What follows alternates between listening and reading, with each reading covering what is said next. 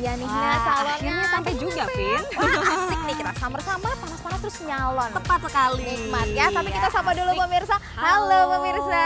Hai, apa kabar? Jumpa lagi dalam acara mingguan Dunia Kita, Iya. produksi VOA Washington DC. Ya, kali ini Vina dan saya ingin mengajak Anda berkunjung ke sebuah salon eksklusif yang ternyata dimiliki oleh seorang warga Indonesia. Nah, sembari kita masuk nih ke dalam, pemirsa simak dulu ada liputan apa aja minggu ini.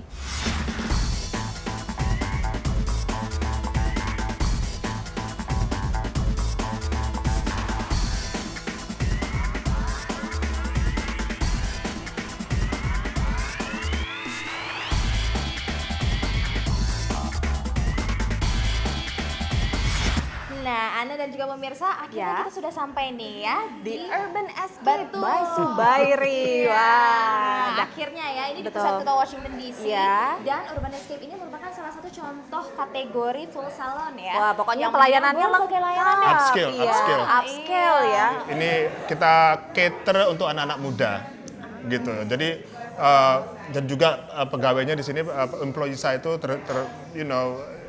termasuk internasional gitu ya, dari orang-orang Latin, orang-orang Maroko, pokoknya segala macam lah gitu ya. Tapi ya pada umumnya kita ngerjain rambut, skincare, terus waxing, terus of course pedicure, manicure, nails Iya. ya. Tapi ini day spa loh, bukan yang seperti spa yang full spa gitu. Jadi orang tuh datangnya tuh kalau lagi ya iseng-iseng siang kesini Spa ya. singkat gitu Nah, ya, spa lunch singkat. gitu ya, Betul, di betul, jam betul, makan betul. siang. Nggak Iya. terlalu serius lah gitu loh. Yang nggak ada yang air mancurnya lah, tetek bengek gitu, enggak gitu-gitu ya. Cuman singkat-singkat aja gitu Simple ya, ya. tapi puas begitu-begitu. Karena semuanya ada di sini. Iya, betul banget Iya, dan ya. kliennya juga katanya beragam ya. Beragam. Kebetulan juga di Washington DC ini kan juga ada banyak warga Amerika yang keturunan Afrika. Betul. Nah, Urban Escape ini melihat juga peluang di situ ya. Ada khusus tata rambut untuk gaya Afro-Amerika. Betul, kita simak aja langsung pemirsa.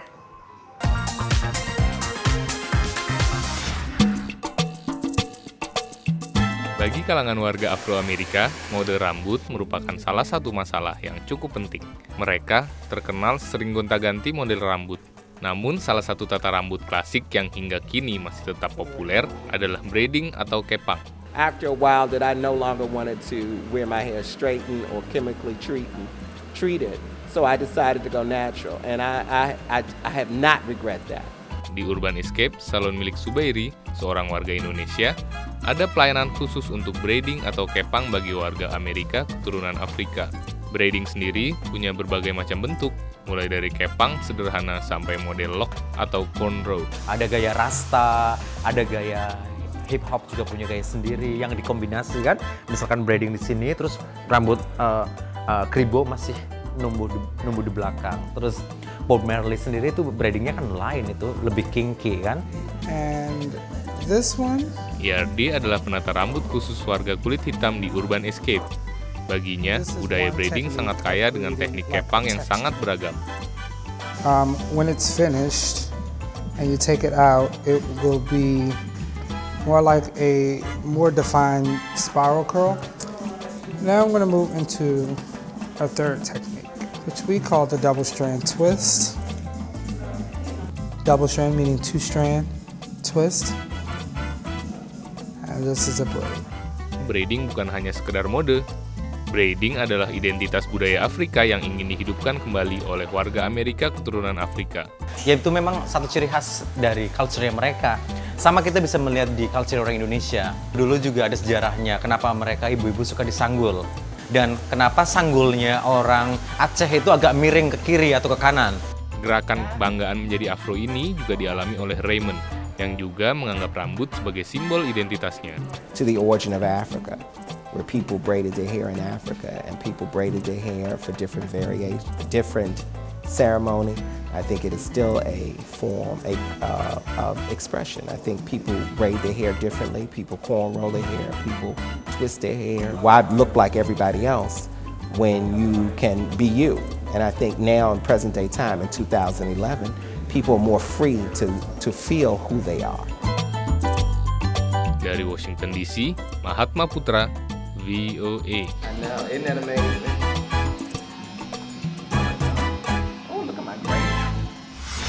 Nah, mau diapain, Vin? Aku mau di mani-pedi karena udah lama nih nggak mani-pedi. Asik banget. Oh, asik Oh, dong. iya. Tapi sambil nunggu untuk Iya. diservis, dilayani, kita mau ke kota Woodbridge, Virginia nih, Nah. Oke, ada apa untuk tuh? bertemu dengan penata rambut yang istimewa. Ya, istimewanya karena Penata rambut ini tunanetra ternyata, dan tidak hanya tunanetra, ia juga seorang imigran. Nah, ini membuktikan bahwa di negara Paman Sam ini, seorang minoritas di tengah kelompok minoritas sekalipun itu bukanlah menjadi halangan. Bukan halangan. Karena mereka bisa mencapai cita-cita dan berkarir.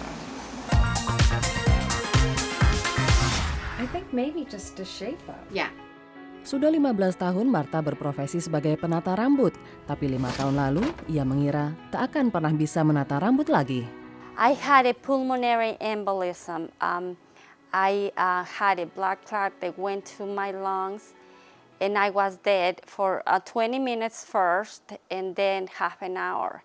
And the lack of oxygen killed my optical nerve. Martha dinyatakan buta namun tak akan ada yang tahu saat melihatnya memotong rambut.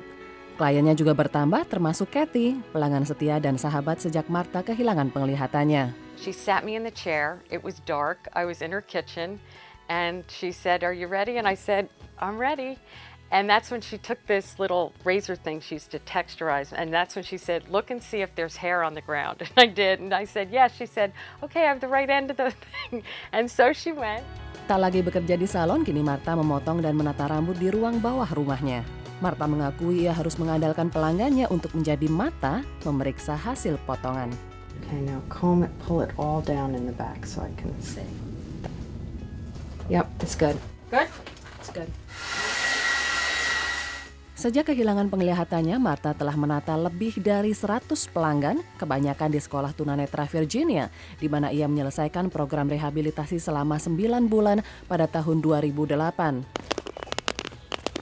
Kini 3 hari seminggu Martha menjadi relawan di House of Mercy, sebuah organisasi pelayanan Katolik di kota Manassas, Virginia, yang menyediakan pakaian gratis dan bantuan bagi warga miskin. Klien House of Mercy pun sangat mengagumi Martha yang sangat spiritual dan memperlihatkan kasihnya kepada mereka yang membutuhkan. 5 tahun setelah bersentuhan dengan kematian dan kehilangan indera penglihatan, Martha tak mengeluh.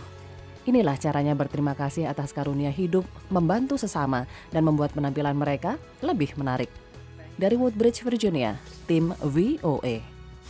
Ya pemirsa, Martha tadi adalah seorang inspirasi bahwa kita sebaiknya jangan menyerah kepada kekurangan yang ada di diri kita. Betul, mudah-mudahan kita terinspirasi ya. Ya. Oke, pemirsa, kita harus istirahat dulu nih, Nak ya. Betul, iya, Dan- sambil nunggu mau diservis ya. Betul, kita tunggu aja. Tapi Ya. pemirsa jangan kemana-mana, Betul. karena setelah ini kami akan kembali dengan rangkaian informasi lainnya yang menarik mengenai fashion dan kecantikan. Stay tune di dunia kita.